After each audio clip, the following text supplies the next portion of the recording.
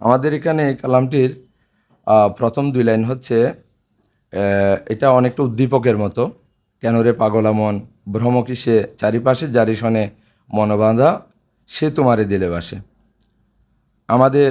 আমরা যাকে খুঁজছি ইবাদতের মাধ্যমে, চিন্তার মাধ্যমে, বিভিন্নভাবে, বিভিন্ন ক্ষেত্রে মসজিদ, মক্তব, মাদ্রাসা, পেগোডা, মন্দির, যে যেভাবে পারছে একজনকে খুঁজছে, কিন্তু তিনি লেখক এখানে উত্তর দিয়ে দিয়েছেন তিনি ওই জায়গায় কোথাও না, সেটা তোমার দিলেই আছে। তো এটা সূরা কাহাফের আয়াত নম্বর 16 আয়াতের শেষাংশে, নাহানু আগ্রাবু ইলাহিমিন হাবলিল ওয়ারিদ, আমি তোমার গলার শিরার একেবারে চেয়েও নিকটবর্তী স্থানেও থাকি। আবার সূরা বাকারার 115 নম্বর আয়াতে, তোমরা যেদিকেই ফিরো সেদিকে আল্লাহর মুখ, তোমরা যেদিকেই ফিরো সেদিকে আল্লাহর মুখ। মূলত আল্লাহ ছাড়া বিশ্ব ব্রহ্মাণ্ডে কিছুই নেই। ওই যে মনমোহন দত্তের একটা, যা দেখি ব্রহ্মাণ্ডময়, গুরু ভিন্ন আর কিছু নয়, হলে গুরু পরিচয়। আহ, হাদিসে মসনবী শরীফে রুমি রহমতুল্লাহ আলাই বলছেন, তুমি যাকে হারিয়েছ আমি সে সত্তা তোমার হৃদয়ে আমি বসবাস করি। বাইজিদ বুস্তামি রহমতুল্লাহ আলাইয়ের একটা আহ, আহ, কথা এখানে উল্লেখ করা হয়েছে, 3 বছর আমি কাবা ঘুরেছি। একদিন নিজের ভিতরে বা অন্তরে তাকিয়ে দেখলাম আল্লাহ সেখানেই রয়েছেন। আবার ইবনুল আরাবি রহমতুল্লাহ আলাই বলছেন, আল্লাহ সত্য, তিনি হৃদয়ে রূপে নন, মানুষের হৃদয়ে আছেন। এরপরের দুই লাইনে, দিল তোমারই আরশে খোদা, দিল তোমারই খানে কাবা, দিল তাকি নহে জুদা, দিলে পাবি তাই অন্বেষে। তাও এখানেও আপনি যদি ওই সূরা কাহাফের 16 নম্বর আয়াতটা একটু দেখেন, এটার সাথে লাইনগুলোর সাথে মিল পাবেন। এরপরও হাদিসে কুদসি, আমার আসমান জমিন আমাকে ধারণ করতে পারে না, কিন্তু একজন মুমিনের হৃদয় আমাকে ধারণ করে। তো ওই যে আমাদের মিনহাসের প্রশ্নটার উত্তর মনে হয় এখানে স্পেসিফিক পাওয়া যাবে। সূরা শুআরার 89 নম্বর আয়াত, বিশুদ্ধ হৃদয়ে আল্লাহর আরশ, বাহ্যিক নয়। সূরা শুআরার 89 নম্বর আয়াত। আর আমার শাহনশাহ বাবাজান বলছেন, নিজের ভিতর দৃষ্টি দাও, বহির্জগতের চেয়েও অপরূপ সৌন্দর্য দেখতে পাবে।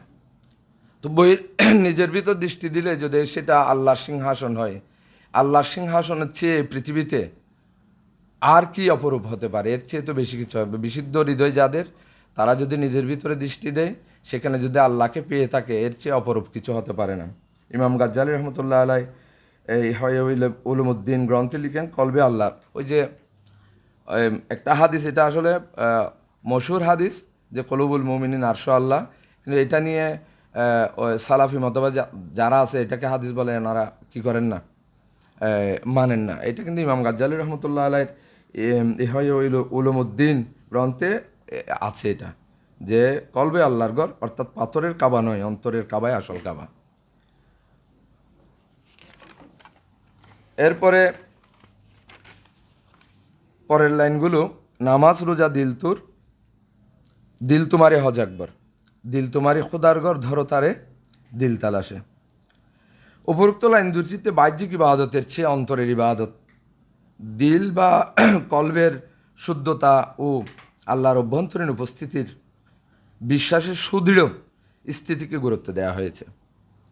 আমরা মাইজবান্ডারি জিকিরে, বিশেষ করে সামা মাহফিলে একটা কালাম, শাহফুরির একটা কালাম পড়ি, আল্লাহ আমার সঙ্গে আছেন, আল্লাহ আমায় দেখতে আছেন, বিশ্বাসও রাখিয়া জপ আল্লাহ, দম থাকিতে বলো নামন আল্লাহ।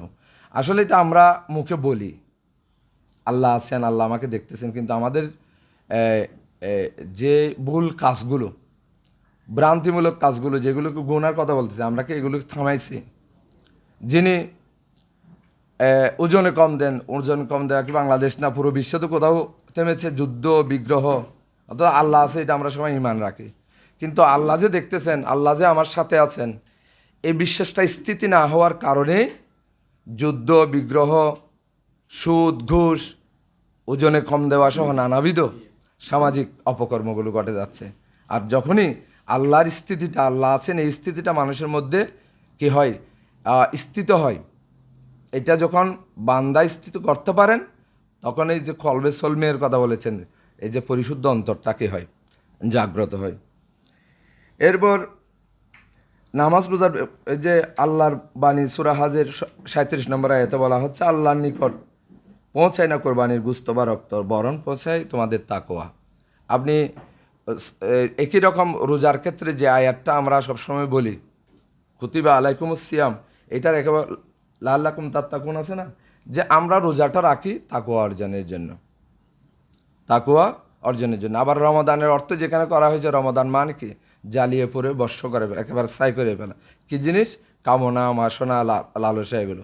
কিন্তু আমরা একটু উপবাসের উপর জোর দিয়েছি, কিন্তু এর যে মূল হাকিকত সেটার উপর জোর দিইনি।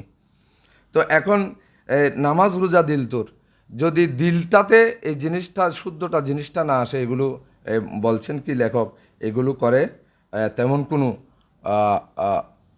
ফল হবে না আর কি।